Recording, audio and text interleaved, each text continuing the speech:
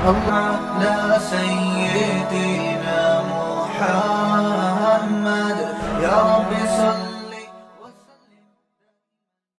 بسم اللہ الرحمن الرحیم. سورہ ہود کا رکوع نمبر 9 اور 12ویں پارے کا رکوع نمبر 9. اس کی تفسیر میں آج انشاءاللہ شروع کروں گا. لفظی ترجمہ مختصر گرامر کے ساتھ ہو چکا ہے. اعوذ باللہ من الشیطان الرجیم. بسم اللہ الرحمن الرحیم. وَلَقَدْ أَرْسَلْنَا مُوسَى بِآيَاتِنَا وَسُلْطَانٍ مُبِينٍ. اور البتہ تحقیق ہم نے موسیٰ کو اپنی نشانیاں اور بڑی دلیل کے ساتھ ہم نے بھیجا. آپ کو معلوم ہے سورہ ہود میں پیغمبروں کے واقعات ترتیب سے چل رہے ہیں. نوح علیہ السلام کا واقعہ، پھر قوم عاد، پھر قوم سمود، پھر اس کے بعد لوط علیہ السلام کی قوم کا واقعہ، پھر شعیب علیہ السلام کا واقعہ.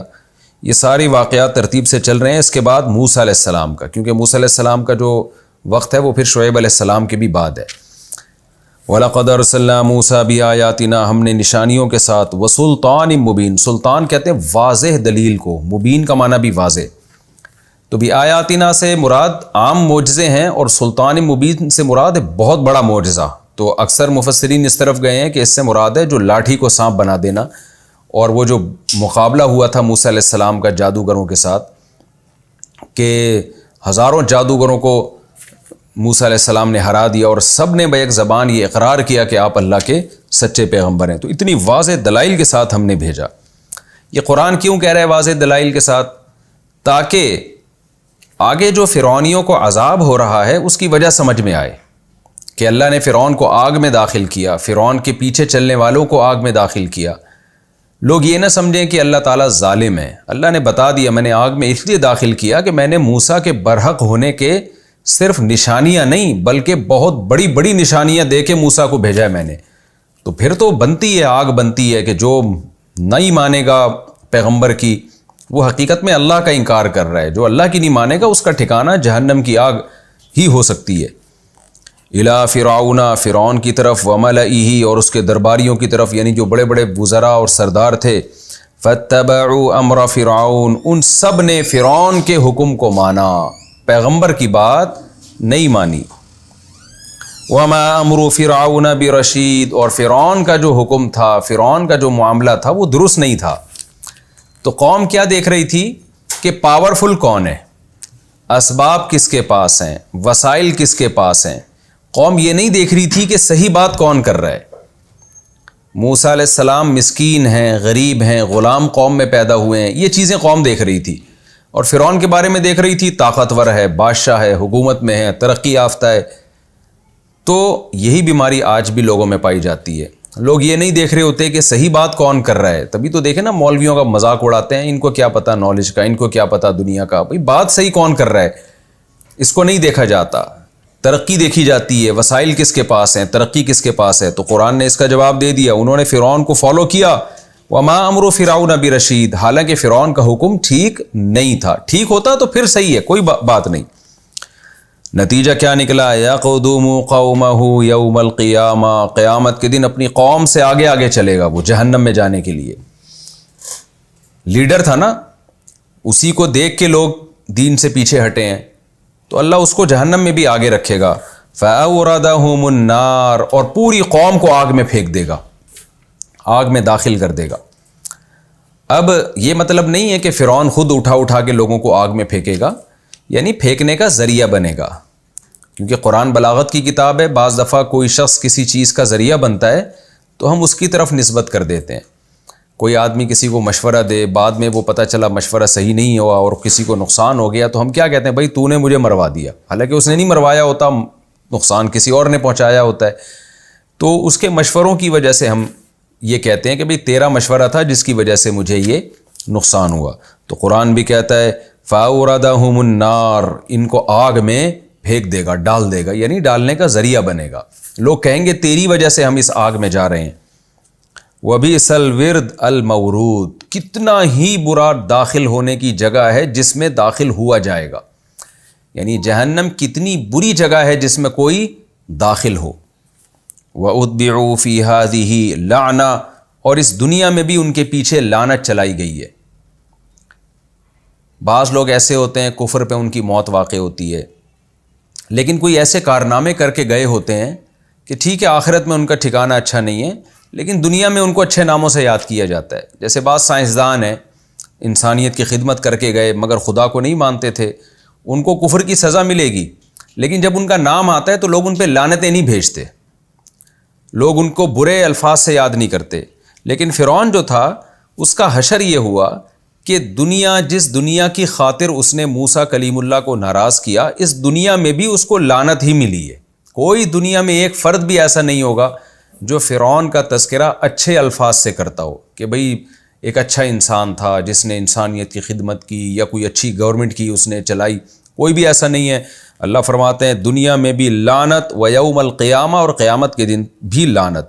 بئس الرفد, کتنا ہی برا گفٹ ہے المرفود, جو فرعون کو دیا گیا, یعنی یہ تحفہ اس کو ملا ہے حضرت موسیٰ علیہ السلام کی نافرمانی کا. یہ گفٹ ملا, یہ اللہ تعالیٰ نے نا اس کو انعام اور گفٹ سے تعبیر کیا ہے تاکہ اس کی برائی اور زیادہ واضح ہو. جیسے ہم کسی کو جب سزا سناتے ہیں نا تو کہتے ہیں کہ اس کو سخت ٹینشن میں ڈالنے کے لیے ہم کیا کہتے ہیں, تمہارے لیے تو میرے پاس ایک بڑا گفٹ رکھا ہوا ہے. وہ گفٹ کیا ہے کہ تمہاری تو موت کا فیصلہ ہو چکا ہے. بعض دفعہ ہم اس کو بری خبر کو خوشخبری سے تعبیر کرتے ہیں, بھئی تمہارے لیے تو خوشخبری ہے, وہ یہ کہ تمہاری موت کا فیصلہ ہو چکا ہے. تو اللہ تعالیٰ بھی برائی کی شناعت کو بیان کرنے کے لیے, اس کی برائی کو بیان کرنے کے لیے, اور جس شخص کو سزا دی جا رہی ہے نا اس کو, اور اس کے تاکہ اس کو ندامت ہو اور اس کو احساس ہو کہ میں نے کتنا غلط کیا ہے, تو اللہ بھی وہ الفاظ استعمال کرتے ہیں جو عام زبان میں ہم استعمال کر رہے ہوتے ہیں. اس لیے قرآن نے کہا بئس الرفد, کتنا ہی برا گفٹ ہے, کتنا ہی برا انعام ہے, کتنا ہی برا تحفہ ہے المرفود, جو تحفہ دیا گیا ہے فرعون اور اس کی قوم کو. یہ تحفہ وہ ہوتا ہے نا عام طور پر جو کسی کے اکرام میں دیا جاتا ہے, تو اللہ کہتے ہیں تو نے حرکتیں ایسی کی ہیں کہ تیرے اکرام میں یہ گفٹ تجھے دیا گیا ہے. ذالک من انباء القری, قرآن اب یہ سارے واقعات بیان کر کے, نوح علیہ السلام کا واقعہ, قوم عاد کا واقعہ, قوم سمود کا واقعہ, اور پھر اللہ نے لوط علیہ السلام کا واقعہ, پھر اس کے بعد شعیب علیہ السلام کا واقعہ, اور پھر اللہ نے چھٹے نمبر پہ حضرت موسیٰ علیہ السلام کا واقعہ بیان کر کے بتایا. 6 واقعات بیان کیے. ذالک من انباء القری, اے محمد صلی اللہ علیہ وسلم یہ بستیوں کی خبریں ہیں, نقصہ علیک, جو ہم آپ کو پڑھ کے سناتے ہیں. منہا قائم, ان میں بہت سی ابھی بھی باقی ہیں. باقی کا مطلب ان کے نشانات باقی ہیں. وحصید, اور بہت سی بستیاں تو کٹ چکی ہیں, ان کے نشانات ہی ختم ہو گئے. وما ظلمناہم, ہم نے ان پر ظلم نہیں کیا تھا. ساری بستیاں ہلاک ہوئی ہیں لیکن ہم نے ان پر ظلم نہیں کیا. ولکن ظلموا انفسہم, انہوں نے خود اپنی جانوں پہ ظلم کیا. فما اغنت عنہم, فائدہ نہیں پہنچایا ان کو, آلہتہم التی, ان معبودوں نے, یدعون من دون اللہ, جن کو یہ اللہ کو چھوڑ کر پکارا کرتے تھے, من شیء, ذرا بھی فائدہ نہیں پہنچایا. بیکار چیزوں کی رضا میں ساری زندگی انہوں نے گزار دی. آج بھی دیکھیں نا, پتھر کی مورتیاں بنا کے رکھی ہوئی ہوتی ہیں, اس کے آگے جھک رہے ہوتے ہیں, چڑھاوے چڑھا رہے ہوتے ہیں. تو بیکار چیزوں میں مجھے یہ آیتیں جب میں پڑھتا ہوں مجھے روحانی عامل یاد آ رہے ہوتے ہیں.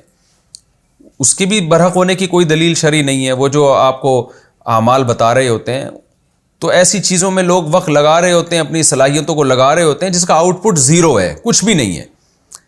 تو اسی وجہ سے سورہ کہف میں اللہ نے کیا فرمایا, الذین ضل سعیہم فی الحیات الدنیا وہم یحسبون انہم یحسنون صنعا.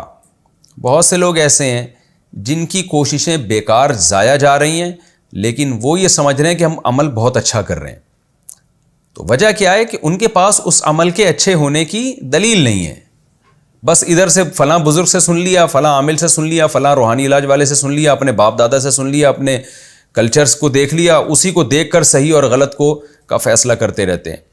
تو ایسے لوگ ہیں کہ جو محنت تو کر رہے ہیں لیکن ان کی محنت بالکل رائیگاں جا رہی ہے, بیکار جا رہی ہے. تو یہاں بھی اللہ کہتے ہیں انہوں نے جن لوگوں کو معبود بنا کے ان کی پرستش کی تھی, ان کی پوجا پاٹ میں لگے رہے, چڑھاوے چڑھاتے رہے, قربانیاں دیتے رہے, وہ معبود ان کے جب خدا کا عذاب آیا ہے تو من شیء, ذرہ برابر بھی کام نہیں آئے. لما جاء امر ربک, جب تیرے رب کا حکم آ گیا. وما زادوہم غیر تتبیب, اور چلو یہ ہوتا کہ فائدہ نہیں آتے تو نقصان تو نہ پہنچاتے نا. لیکن قرآن کیا کہہ رہے ہیں؟ ان معبودوں نے اضافہ نہیں کیا غیر تدبیب سوائے نقصان کے. یعنی نقصان میں انہوں نے اضافہ کر دیا. کیا مطلب؟ کہ ان معبودوں کی عبادت سے حاصل بھی کچھ نہیں ہوا, الٹا نقصان ہوا, اللہ کا عذاب آ گیا ان کے اوپر. آج بھی یہی ہوتا ہے جب آپ روحانی علاج والوں کے پاس جاتے ہیں نا, تو جن چڑیل بھوت تو بھگاتے نہیں ہیں, وہ آپ کو اور مصیبتوں میں ڈال دیتے ہیں وہ لوگ. آپ کسی غلط ڈاکٹر یا غلط حکیم سے جب علاج کراتے ہیں تو صرف یہ نہیں ہوتا کہ فائدہ نہیں ہوتا, بلکہ اس کی غلط دواؤں سے آپ کو الٹا نقصان ہونا شروع ہو جاتا ہے. تو اس لیے بغیر دلیل کے, بغیر کسی سائنٹیفک لاجک کے کبھی کسی کی بات کو ہمیں نہیں ماننا چاہیے, نہ کلچر کو فالو کرنا چاہیے, نہ کسی شخصیت کو فالو کرنا چاہیے, جب تک ہمارے پاس دو دلائل میں سے ایک دلیل نہ ہو. ایک دلیل ہوتی ہے عقلی, جو تجربوں سے انسان سیکھتا ہے, عقل سے فیصلہ کرتا ہے, تجزیہ کرتا ہے, صحیح اور غلط میں فرق کرتا ہے, وہ ہے عقل. دوسری اس سے بھی بڑی دلیل ہمارے لیے ہے اللہ اس کے رسول کی بات, یعنی جس کو اسلام کہتے ہیں, شریعت کہتے ہیں. تو جب تک شریعت سے یا عقل سے کوئی دلیل ہمارے سامنے نہ آ جائے, ہم کسی بات کے بارے میں فیصلہ نہیں کر سکتے اور لائے عمل زندگی کا طے نہیں کر سکتے. وَكَذَلِكَ أَخْذُ رَبِّكَ إِذَا أَخَذَ الْقُرَىٰ, اسی طرح ہے تیرے رب کی پکڑ. جس طرح اللہ نے قوم نوح کو تباہ کیا, قوم عاد کو, قوم سمود کو, قرآن کہتے ہیں تیرے رب کی پکڑ ایسی ہی ہوتی ہے جب وہ بستیوں کو پکڑتا ہے. وَهِيَ ظَالِمَةٌ, جبکہ وہ بستیاں ظلم کر رہی ہوتی ہیں. إِنَّ أَخْذَهُ أَلِيمٌ شَدِيدٌ, بے شک اس رب کی پکڑ دردناک بھی ہے اور بہت سخت بھی ہے. یہ بھی ایک اشکال ہوتا ہے نا, ایسے اللہ نے تباہ کر دیا قوموں کو, اٹھا اٹھا کے پٹک دیا بستیوں کو, چیخوں سے, فرشتوں سے چیخ مروا کے ان کے کلیجے پھاڑ دیے کہ اللہ تو کیا کر رہا ہے. تو اللہ کہتا ہے جب بستی ظلم کرے گی تو خدا ہے وہ, پھر وہ رب العالمین ہے, اس کی پکڑ پھر اسی طرح ہوتی ہے جب وہ بستیوں کو پکڑتا ہے, جب عذاب میں ڈالتا ہے. ان فی ذلک لآیا, اس میں بہت بڑی نشانی ہے, لمن خاف, اس شخص کے لیے, خاف عذاب الآخرہ, جو آخرت کے عذاب سے ڈرتا ہے. تو یہ جو بستیوں کے واقعات اللہ نے بیان کیے نا, ان میں جن کے دل میں آخرت کا خوف ہے, اللہ کے سامنے کھڑے ہونے کا, جواب دہی کا خوف ہے, ان کے لیے بہت بڑی نشانی ہے, عبرت ہے, جس کو دیکھ کے وہ اپنے اعمال کو درست کر سکتے ہیں. یہ آخرت کیا ہے؟ ذالک, یہ وہ دن ہے, یوم, یہ ایک ایسا دن ہے, مجموع لہ الناس, جس دن کے لیے لوگوں کو جمع کیا جائے گا, ساری انسانیت ایک میدان میں جمع ہو جائے گی. وذالک یوم, اور اس دن کو ہم ایک اور انداز سے ڈیفائن کرتے ہیں, یہ وہ دن ہے یوم مشہود, جس میں حاضری ہوگی. آدم سے لے کے قیامت تک آنے والا آخری انسان بھی وہاں اس میدان میں حاضر ہوگا. وما نؤخرہ, کب آئے گا یہ دن اے اللہ, اب تک کیوں نہیں آیا؟ تو اللہ فرماتے ہیں ہم اس کو مؤخر نہیں کر رہے, الا, مگر, لاجل, ایک وقت کے لیے, معدود, جو اللہ کے علم میں گنا جا چکا ہے. کتنے سالوں کے بعد آئے گی, کتنی صدیوں کے بعد آئے گی, کتنے دنوں کے بعد وہ قیامت آئے گی, کتنے گھنٹوں کے بعد, کتنے منٹ کے بعد, کتنے سیکنڈوں کے بعد, وہ تمام چیز ہمارے پاس, وہ ہمارے ریکارڈ میں موجود ہے, وہ ہم نے گنے ہوئے ہیں وہ سارے دن. اس تک کے لیے ہم اس کو مؤخر کر رہے ہیں. تو وہ قیامت تمہاری مرضی سے نہیں آئے گی, وہ اللہ کی مرضی سے آئے گی. یوم یاتی, لیکن جس دن آئے گی, لا تکلم نفس الا باذنی, کوئی شخص کلام بھی نہیں کر سکے گا مگر اللہ کے اجازت سے, اللہ کی اجازت سے. ایسا اللہ کا جلال ہوگا, خوف ہوگا. فمنہم, اور لوگوں کی دو قسمیں ہو جائیں گی. فمنہم شقی, ان میں سے بعض بدبخت ہوں گے, وسعید, اور بعض خوش نصیب ہوں گے. جو بدبخت ہوں گے, ناکام ہوں گے, ان کا کیا حال ہوگا؟ فَأَمَّا الَّذِينَ شَقُوا, بہرحال وہ لوگ جو بدبخت تھے, فَفِي النَّارِ, وہ آگ میں ہوں گے. لہم فیہا, اس آگ میں ان کے لیے, زفیر و شہیق, چیخ و پکار ہوگی. زفیر اور شہیق کا میں نے جب لفظی ترجمہ بتا رہا تھا پچھلے ایپیسوڈ میں, اس کو میں نے ڈیفائن کیا تھا, کسے کہتے ہیں زفیر کسے اور شہیق کسے. تو خلاصہ اس کا یہ ہے کہ بہت زور سے دھاڑے مار مار کے اس جہنم کی آگ میں وہ چیخ رہے ہوں گے. خالدین فیہا, اور اس آگ میں وہ ہمیشہ رہیں گے. ما دامت السماوات والارض, جب تک آسمان اور زمین قائم ہیں. الا ما شاء ربک, ہاں یہ کہ اللہ ہی چاہے, اللہ یہ کہ اللہ ہی چاہے. یہ محاورہ ہے, یہ جو ہے نا ما دامت السماوات والارض, جب بھی عرب میں کسی بات کو یہ تعبیر کیا جاتا ہے نا ہمیشہ یہ کام ہوگا, تو محاورے کے طور پہ یہ کہا جاتا ہے کہ جب تک زمین اور آسمان رہیں گے. اس کا مطلب یہ نہیں کہ جب تک زمین آسمان رہیں گے, کیونکہ زمین اور آسمان تو ویسے بھی قیامت میں تباہ و برباد ہو جائیں گے، وہ کون سا ہمیشہ رہنے والی مخلوق ہے. تو یہ محاورے کے طور پہ کہا جاتا ہے، اس میں حقیقت مراد نہیں ہوتی. وجہ اس کی ہے کہ قرآن مجید میں 20 مقامات پہ اور احادیث میں بھی 20 مقامات پہ یہ مضمون آیا ہے کہ جہنم کبھی فنا نہیں ہوگی. خالدین فیہا ابدا، قرآن کہتا ہے وہ جہنم میں رہیں گے ابدا، ہمیشہ ہمیشہ. تو ہمیشہ جہنم کی آگ میں کافر جلے گا، جہنم کبھی بھی فنا نہیں ہوگی. اس پر پوری امت کا اجماع ہے. اور نبی صلی اللہ علیہ وسلم نے فرمایا لا تجتمع امتی علی ضلالہ، میری امت گمراہی پہ جمع نہیں ہو سکتی. تو پوری امت کا اجماعی عقیدہ ہے کہ جہنم کبھی ختم نہیں ہوگی.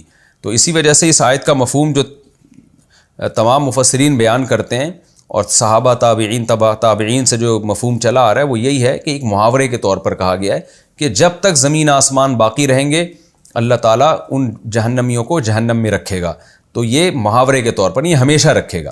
آج بھی ہم کہتے ہیں نا جب تک سورج چاند رہے گا بھئی فلانا تیرا نام رہے گا، اور جب تک جو ہے وہ سورج چاند باقی ہے یہ کام ہوتا رہے گا. تو یہ ہم ہمیشہ سے کسی چیز کو تعبیر کرنے کے لیے یہ محاورہ استعمال کرتے ہیں. تو عرب میں یہ محاورہ بہت ہے، ما دامت السماوات والارض، جب تک آسمان زمین رہیں گے. تو قرآن میں مجاز کا استعمال بھی بہت زیادہ ہوا ہے. مجاز کا مطلب کیا ہوتا ہے کہ جو لفظ ہے اس کے حقیقی معنی مراد نہیں ہے بلکہ اس کے مجازی معنی مراد ہے. قرآن بھی عربی زبان میں نازل ہوا تو عربی کے تمام محاوروں کو اس میں اعتبار کیا گیا ہے. الا ما شاء ربک، الا یہ کہ تیرا رب چاہے. دوسری مقام سے ہمیں پتہ چلتا ہے کہ رب چاہے گا نہیں. یعنی آپ کو اشکال ہو سکتا ہے اس آیت میں کہ اللہ نے کہا کہ جو جہنمی ہیں وہ ہمیشہ جہنم میں رہیں گے، الا ما شاء ربک، الا یہ کہ تیرا رب چاہے. تو یہ اصل میں یہ بتانے کے لیے ہے کہ اللہ چاہے تو جہنم کو ختم بھی کر سکتا ہے اور کافر کو جہنم سے نکال بھی سکتا ہے. اللہ مجبور نہیں ہے. لیکن دوسرے مقام پہ قرآن میں درجنوں جگہ یہ ہے کہ اللہ چاہے گا نہیں، اللہ یہی چاہے گا کہ یہ ہمیشہ جہنم میں رہیں. اور یہ بہت زیادہ وضاحت کے ساتھ یہ مضمون قرآن و حدیث میں. البتہ اس امت میں صرف ابن تیمیہ رحمہ اللہ تعالیٰ 7ویں صدی ہجری میں ایسے گزرے ہیں جنہوں نے اس آیت کی روشنی میں استدلال کیا ہے کہ جہنم کروڑوں کھربوں سال جب کافر کو جلائے گی تو اس کے بعد جہنم کو اللہ ختم کر دیں گے اور کافر کو بھی اللہ تعالیٰ ختم کر دیں گے. یہ ان کا ایک تفرد تھا جو پوری امت میں کسی نے بھی اس تفرد کو لیا نہیں ہے کیونکہ اجماع امت کے خلاف تھا یہ. لیکن بہرحال ان کی ایک رائے تھی کہ جہنم کروڑوں کھربوں سال کے بعد جو ہے جا کے اللہ تعالیٰ جہنم کو فنا کر دیں گے، ختم کر دیں گے. اور انہوں نے اس دعوے پر کچھ صحابہ کے اقوال بھی نقل کیے ہیں، عبداللہ بن مسعود سے اور بعض دیگر صحابہ سے، لیکن وہ کوئی بھی ایک قول بھی ایسا نہیں ہے جس کی کوئی صحیح سند ہو. بالکل موضوع من گھڑت روایتیں ہیں جس کی وجہ سے علماء نے اس قول پہ رد کیا ہے. آگے اللہ فرماتے ہیں ان ربک فعال لما یرید، بے شک تیرا رب جو چاہتا ہے کر گزرتا ہے. لہذا تیرا رب اگر چاہے گا تو اگر چاہے تو وہ جہنم کو ختم بھی کر سکتا ہے.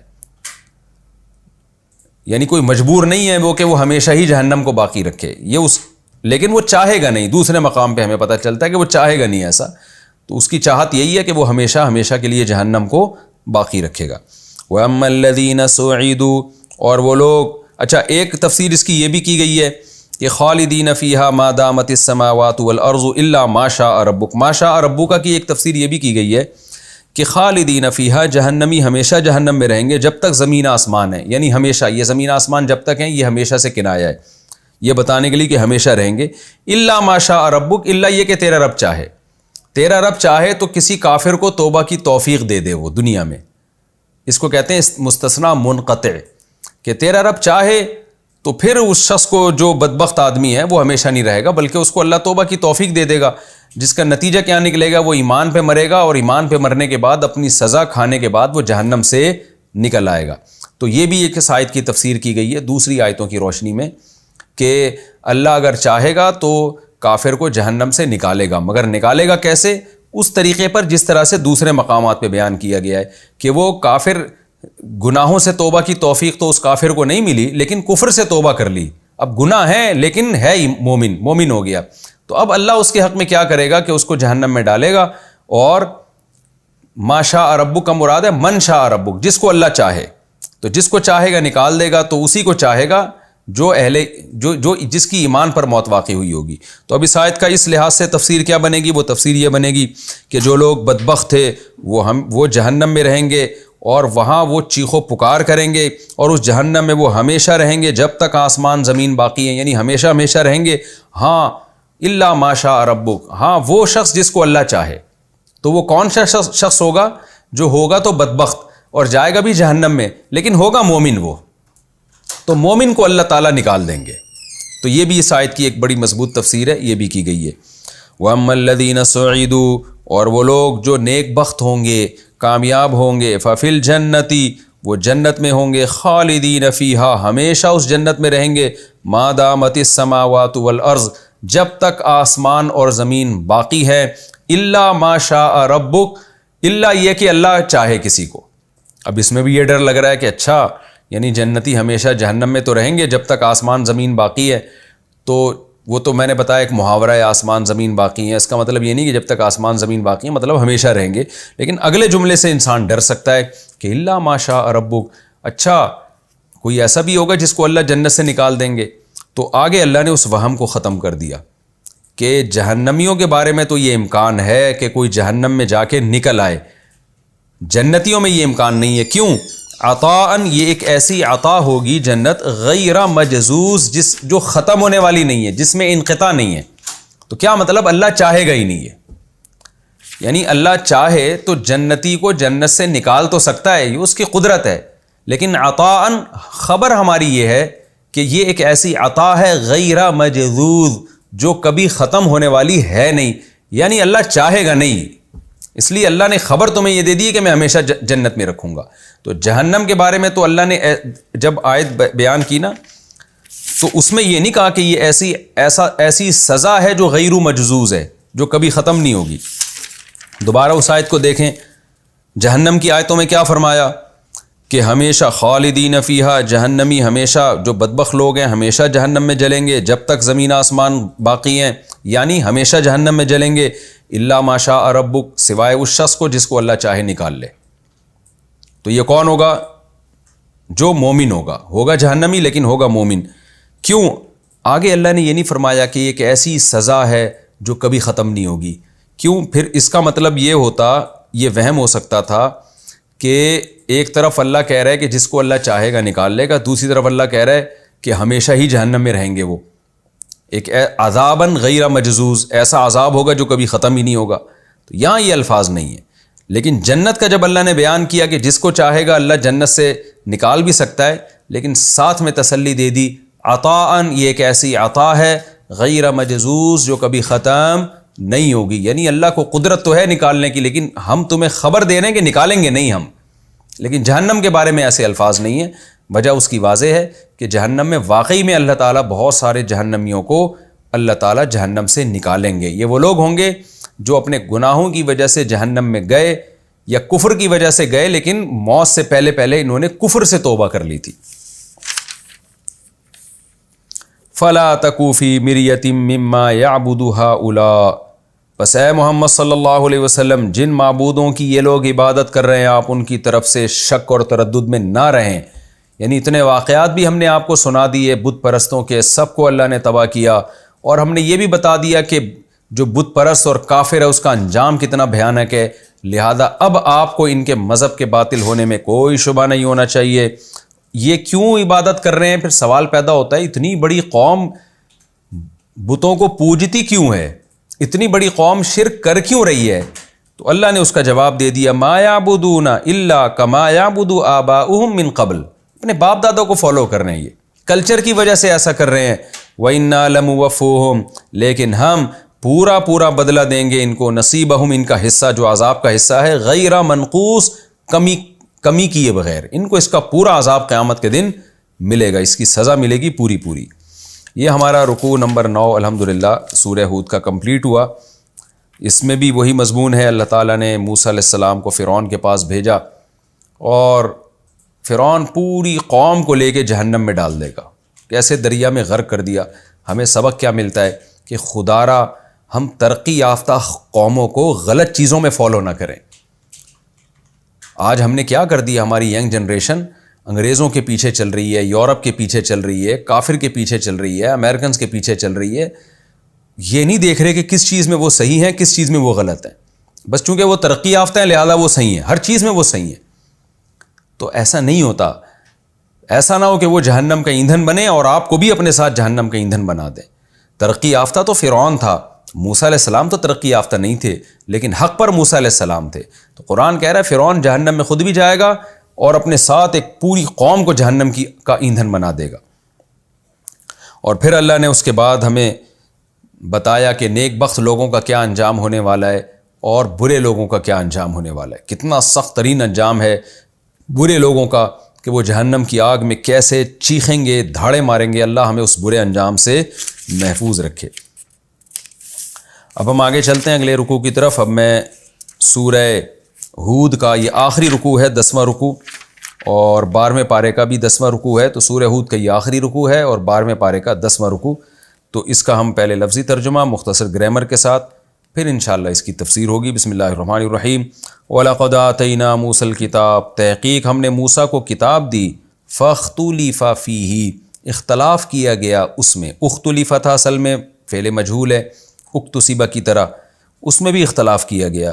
وَلَوْلَا كَلِمَةٌ سَبَقَتْ مِن رَبِّكَ، اگر وہ ایک کلمہ نہ ہوتا جو تیرے رب کی طرف سے سبقت کر چکا ہے، جو پہل کر چکا ہے. ایک کلمہ ہے اللہ کا کہ وہ کلمہ جو اللہ، یہ بار بار قرآن میں یہ آیت آتی ہے کہ وہ کلمہ کیا ہے کہ ایک وقت پر ہم نے ان کو سزا دینی ہے. حساب کتاب کا ایک وقت متعین ہے. اس کے خلاف کبھی کبھار ہوتا ہے، دنیا میں بھی عذاب آ جاتے ہیں، لیکن اصل میں ایک دن ہے جس میں سب کو حساب و کتاب دینا ہے. اگر وہ کلمہ تیرے رب کی طرف سے نہ ہوتا لَقُضِيَ بَيْنَهُمْ، تو لوگوں کے درمیان فیصلہ کر دیا جاتا، یعنی عملی فیصلہ کر دیا جاتا. حق اور باطل کا زبانی فیصلہ تو اللہ نے کر دیا ہے قرآن میں اور تورات اور انجیل میں بتا دیا صحیح کیا ہے غلط کیا ہے، لیکن عملی فیصلہ کہ بروں کو سزا دے اور اچھوں کو اچھا انجام دے، یہ فیصلہ ان کے درمیان کر دیا جاتا اگر وہ کلمہ نہ ہوتا. وَإِنَّهُمْ لَفِي شَكٍّ، اور بے شک یہ لوگ شک میں ہیں، منہ اس قرآن کی طرف سے، مریب ایسا شک جو شک میں ڈالنے والا ہے. ارابہ یریب ارابتاً ریب سے نکلا ہے، کئی دفعہ میں بتا چکا ہوں. یہ مزید شک کی تاکید ہے، ایسا شک جو ان کو شک میں ڈالے چلے جا رہا ہے. وَإِنَّ كُلًّا، اور بے شک سب کے سب، لما البتہ ضرور، یہ لما تاکید کے لیے آتا ہے بعض دفعہ، لَيُوَفِّيَنَّهُمْ، ضرور بھی ضرور اللہ ان کو پورا پورا بدلہ دے گا. وفا یوفی توفیتاً، پورا پورا بدلہ چکانا، نون تاکید کے لیے. ربو کا، تیرا رب، اعمالہم، ان کے اعمال کا، تمام کے تمام قوموں کو، لوگوں کو تیرا رب ضرور بھی ضرور پورا پورا بدلہ چکا کے دے گا. انہو، بے شک وہ رب، بما یعملون، ان اعمال سے جو یہ لوگ کر رہے ہیں، خبیر، باخبر ہے. فاستقم، بس ہے محمد صلی اللہ علیہ وسلم. اب چونکہ صورت ختم ہو رہی ہے، اچھا میں تفسیر کی طرف آ جاتا ہوں غلطی سے. فاستقم، بس آپ استقامت سے رہیے، قائم رہیں دین پر. کما امرتا، جیسے کہ آپ کو حکم دیا گیا ہے. ومن تابا، اور وہ لوگ بھی استقامت سے رہیں جو توبہ کر چکے ہیں، معاکا، آپ کے ساتھ، یعنی آپ کے ساتھ وہ بھی اللہ کی طرف رجوع کر چکے ہیں. ولا تطغوا، اور تم سب سرکشی مت کرو. انہو، بے شک وہ اللہ، بما تعملون، جو عمل تم کر رہے ہو، بصیر، اس کو دیکھ رہا ہے. ولا ترکنوا، رکینا یرکنوا کا معنی ہوتا ہے مائل ہونا. ولا ترکنوا، اور مائل مت ہو، الی الذین ظلموا، ان لوگوں کی طرف جو ظالم ہیں. فتمسکم النار، تو چھو لے گی تم کو آگ. مسا یمسو، چھونا، تو تمسو تضریبو کی طرح ہے، چونکہ النار مؤنث ہے عربی میں. فتمسکم النار، تو تمہیں چھو لے گی آگ. وما لکم من دون اللہ، اور نہیں ہوگا تمہارے لیے اللہ کے علاوہ، من اولیاء، کوئی دوست. ثم لا تنصرون، پھر اس کے بعد تمہاری مدد بھی نہیں کی جائے گی. وَأَقِمِ الصَّلَاةَ، اور نماز کو قائم کر. طرفی النہار، طرف کہتے ہیں کنارے کو، ہم کہتے ہیں نا ذرا ایک طرف ہو جاؤ، سائڈ پہ ہو جاؤ، تو طرفین، دو کنارے. تو جب اس کو نہار کی طرف، دن کی طرف مضاف کیا تو نون غائب ہو جاتا ہے. طرفی النہار، دن کے دونوں کنارے، یعنی دن کے دونوں کناروں میں آپ نماز قائم کرو. وَزُلَفًا مِّنَ اللَّيْلِ، اور رات کے کچھ حصوں میں. زلفہ کی جمع زلف آتی ہے، زلفہ بھی حصے کو کہتے ہیں. زلف زلفہ کی جمع، تو زلفًا مِّنَ اللَّيْلِ، اور رات کے حصوں میں بھی نماز قائم کرو. ان الحسنات، بے شک نیکیاں، یذہبن السیئات، لے جاتی ہیں برائیوں کو. ذہب یذہب ذہابن کا معنی جانا، اذہب یذہب اذہابن لے جانا، تو یضربنا مارا ان سب عورتوں نے، یذہبنا لے جاتی ہیں وہ سب، تو صحیح حسنات جمع مؤنث ہے نا، اس لیے اس کے لیے مؤنث کا صیغہ استعمال ہوا، یذہبنا بے شک نیکیاں لے جاتی ہیں سیئات برائیوں کو، ذالک ذکرا یہ نصیحت ہے، للذاکرین نصیحت حاصل کرنے والوں کے لیے، واصبر اور اے محمد اور جو بھی قرآن سننے والا ہے صلی اللہ علیہ وسلم صبر کر، فإن اللہ بے شک اللہ تعالیٰ لا یضیع اجر المحسنین اچھا عمل کرنے والوں کے اجر کو ضائع نہیں کرتے۔ فلولا کان من القرون پس ایسا کیوں نہ ہوا، کان من القرون بستیوں میں سے جن کا پہلے تذکرہ ہو چکا ہے، من القرون من قبلکم جو تم سے پہلے بستیاں گزر چکی ہیں، اولو بقیت عقل والے لوگ کیوں نہ ہوئے۔ بقیہ کا معنی ہوتا ہے جو سمجھدار لوگ ہیں یا قوم کے جو خیار اچھے لوگ، تو اولو معنی والا، بقیتن اولو بقیتن پچھلی قوموں میں جو تم سے پہلے گزر چکی ہیں ان میں اچھے لوگ کیوں نہ ہوئے، یہ ترجمہ ہوگا اس کا، ایسے اچھے ینہونا جو روکتے، عن الفساد فی الارض زمین میں فساد مچانے سے۔